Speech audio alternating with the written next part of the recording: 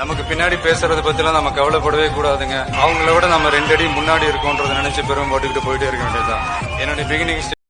வணக்கம் நண்பா, welcome to ஆர்கேவன் channel. நம்ம தனுஷ் வந்து தமிழ் சினிமா தெலுங்கு சினிமா போய் ஹாலிவுட் லெவலுக்கு போயிட்டார், பாலிவுட் லெவலுக்கு போயிட்டார்னு சொல்லலாம்.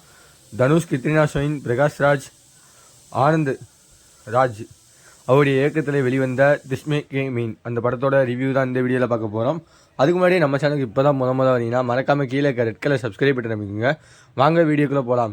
இந்த படம் வந்து பார்த்திங்கன்னா ஒரு லவ் ட்ராமா மூவின்னு தான் சொல்லணும், ரொமான்டிக்கல் ட்ராமா மூவி. இந்த படம் கிட்டத்தட்ட 2 மணி நேரம் 50 நிமிஷத்துக்கு மேலே ரன்னிங் ஆகுது. இந்த படத்துக்கு சென்சார் போர்டில் UBA தான் கொடுத்துருக்காங்க. ஏன்னா ரத்தம் நடிகர் காட்சிகள் ஏகப்பட்ட சீன்ஸில் வரனால UBA தான் கொடுத்துருக்காங்க. அண்டர் 16+ கேட்டகரியில் தான் இந்த படம் வந்து சென்சார் போர்டில் வந்து கொடுத்துருக்காங்க. இந்த படத்தோட ஒன்லைன் ஸ்டோரின்னு பார்த்தீங்கன்னா, ஒரு முரட்டுத்தனமான ரவுடித்தனமாக பண்ணிக்கிட்டு இருக்க தனுஷை வந்து ஒரு ஃபிசிக்கல் அலர்ஜி ஸ்டூடெண்ட்டாக ஹீரோயினியான PhD படிக்க அவங்க PhD படித்து முடிக்கிறதுக்காக இவங்களை யூஸ் பண்ணிக்குவாங்க. அதாவது ஒரு ரக்கடான பாயை வந்து நான் சாந்தமாக மாற்றி காட்டுறேன் அப்படின்றது தான் அவங்க PhD கோர்ஸோட கோலாக இருக்கும், அச்சீவ்மெண்ட்டாக இருக்கும். அந்த அச்சீவ்மெண்ட்டை நிறைவேற்றுறதுக்காக இவரை யூஸ் பண்ணிக்கிட்டு இவர் வந்து லவ் பண்ணுற வரைக்கும் வேலையில் முழுவ வச்சுட்டு ஒரு அசிங்கப்படுத்துவாங்க. அந்த கட்டத்தில் வந்து தனுஷ் வந்து உனக்காக தான் எல்லாமே மாறினேன் அப்படின்னு ரிஃப்ளெக்ட் ஆகும்போது தான் அவர் வந்து நீ எனக்கானவே கிடையாது அப்படின்னு சொல்லிட்டு ஹீரோயினி கிளம்பி போவாங்க. இதன் விளைவாக வந்து அவர் வந்து தன்னுடைய அப்பாட்ட பொண்ணு கேட்கும் போகும்போது அங்கே பொண்ணு கேட்டது வந்து என்னோட கேட்டகிரி என்னப்பா, என் பேரு கீழே என்ன போட்டிருக்கு அதை பாரு, அதை பார்த்துட்டு வந்துட்டு நீ பேசு எதாக இருந்தாலும் அப்படின்னு சொன்னோடனே UPSC எக்ஸாம் படி அப்படின்னு சொல்லி வெறுத்தனமாக படிக்க ஆரம்பிக்கிறாரு. படித்து முடிச்சுட்டு வராரு. அது சொல்லும்போது ஒரு நிபந்தனையோடு போவார். நான் ரிட்டன் கால் பண்ணும்போது நீ அட்டன் பண்ணாமல் விட்டுறாத அப்படின்னு சொல்லுவார். ரிட்டன் வந்து கால் பண்ணும்போது அட்டன் பண்ணாமல் விட்டுருவாங்க ஹீரோயினி. அந்த நேரத்தில் வந்து அவங்களுக்கு வந்து வீட்டில் ஒரு மாப்பிள்ளையை பார்த்து அனௌன்ஸ்மெண்ட் பண்ணிக்கிட்டு இடத்துல வந்து நம்ம ஹீரோ வந்து ஸ்ட்ரெயிட்டாக வந்து ஹீரோயினியை பார்த்து பேசுறதுக்காக வருவாங்க. அங்கே தான் கதை ஆரம்பிக்கினே சொல்லலாம்னு சொல்லணும்னா, உனக்காக தான் எல்லாமே பார்த்தேன் அப்படின்ற மாதிரி தனுஷ் சொன்ன மாதிரி ஒரு லவ்வுக்காக எல்லாத்தையும் பண்ணுவேன். UPSC எக்ஸாம் பாஸ் ஆனேன், IAS ஆனேன், பாதி மிருகமானேன், பாதி மனுஷனாக மாறினேன், பாதி இதாக மாறினேன். அதாவது GVM படத்தில் பார்த்தீங்கன்னா லவ் வந்து எவ்வளோலாம் மாற்றும்ன்றதை ஒரு உதாரணமாக கூட்டியிருக்காங்க. இதுதான் படத்தோட ஸ்டோரியாகவே பேஸ் பண்ணியிருக்காங்க. அதுக்கப்புறம் வந்து இவங்க 2 பேரும் சேர்ந்தாங்களா இல்லையா, அந்த வழி வந்து அந்த காதலி வந்து எப்படி உணர்ந்தாங்க அப்படின்றது தான் படத்தோட கிளைமேக்ஸாக வச்சுருக்காங்க.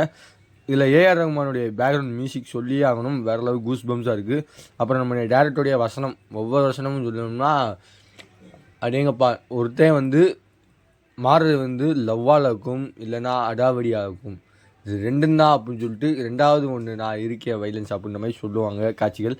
காதல்ன்றது எப்படின்றத நம்ம தலைமுறைக்கு எடுத்து சொல்லு, காதல்னு என்னன்னு தெரிஞ்சுமே நம்ம காதலிச்சு நம்ம பிரிஞ்சோம் அப்படின்ற வசனங்களும் சரி, லவ்ன்றது என்னென்ன ஃபீலிங்ஸ்லாம் வரும்ன்றத வந்து சூப்பரான டைலாக். முடிஞ்சால் என்னை கொன்று, என்னை காப்பாற்றிரு, இல்லைனா என்னை தள்ளி விட்டுரு அப்படின்ற மாதிரி தான் அந்த வசனங்கள்லாம் வந்து ரசிக்க முடியுமா இருந்துச்சுன்னா ரசிக்க முடியுமாலாம் இல்லை, ஓரளவு கிரிஞ்சுமே தான் இருந்துச்சு. ஃபஸ்ட் ஹாஃப் ஃபுல்லாக வந்து ஃபஸ்ட் ஹாஃபில் வந்து அழகான கையை வச்சுட்டு நீ அடிக்காமல் விட்டேன்னா எனக்கு அது கேவலம் அப்படின்னு சொல்லிட்டு ஹீரோயினியை ஃபஸ்ட்டு இம்ப்ரெஷன் பண்ணுறதுக்காக ஒரு டைலாக் வச்சுருப்பாங்க. அந்த டைலாக்லாம் வந்து ஏன்டா இதெல்லாம் ஒரு மொக்க டைலாக், இதை போய் வச்சுக்கிட்டீங்க, ஒரு வழியாக பாலிவுட் சினிமாவில் வந்து இந்த மாதிரி தான் பார்த்தாங்கன்னா ரசிக்க முடியாது இருக்கும் அப்படின்றதுக்காக வச்சுருப்பாங்களோன்னு தோணுது.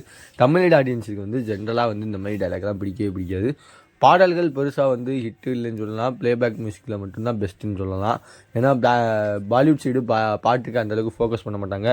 ஒரு அம்பிகாவதி அமராவதி படம் மாதிரி காசி சம்மந்தமான ஒரு இதில் ரிலேட்டடாக வந்து சூப்பராக சொல்லிப்பாங்க. கடைசி சீனில் எமோஷனலாக வந்து ஜென்ரல் ஆடியன்ஸ்லேருந்து சினிமா ஆடியன்ஸ் வரைக்கும், தனுஷ் ஃபேன்ஸ் வரைக்கும் எல்லாருமே கண்கலங்கி நின்றாங்கன்னு சொல்லலாம். நீங்கள் கண்கலங்கி நின்னீங்களான்றதை மறக்காமல் கமெண்ட் பாக்ஸில் கமெண்ட் பண்ணுங்கள். இந்த படத்தை ஓவராலாக ஆர்கேவன் சேனலில் ரேட்டிங்னு பார்த்தீங்கன்னா 5க்கு 2.75 தருவேன். இது ஒன் டைம் வாட்சபிள் மூவின்னு சொல்லலாம். ஏன்னா ஃபஸ்ட் ஹாஃப் வந்து எனக்கு ரொம்ப லேக் ஆகிருந்துச்சு, ரொம்ப கிரிஞ்சாகவும் இருந்துச்சு. செகண்ட் ஹாஃப் வந்து ஓரளவு பார்க்குற அளவுக்கு டீசெண்டாக இருந்துச்சுன்னு சொல்லலாம். அடுத்த ஒரு மூவியில் சந்திக்கிற வரை உங்களிடம் விடைய வருது உங்கள் ஆர்கேவன். By viewers.